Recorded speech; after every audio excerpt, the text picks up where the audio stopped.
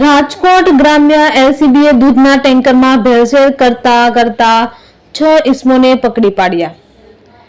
જેતપુર નજીક આવેલ સોરઠ હોટલના કમ્પાઉન્ડમાં દૂધની ભેળસેળ કરતા હતા।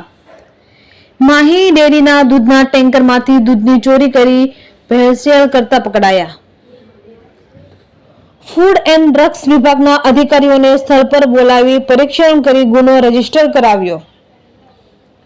2 ટેન્કર, બોલેરો પિકઅપ, મોબાઈલ તેમજ પ્લાસ્ટિકના ટાંકા તેમજ ઇલેક્ટ્રિક મોટર મળી કુલ મુદ્દા માલ 24,43,000નો ઝડપી પાડ્યો। રાજકોટ ગ્રામ્ય એલસીબી ટીમ દ્વારા કાર્યવાહી, પોલીસે તપાસ હાથ ધરી।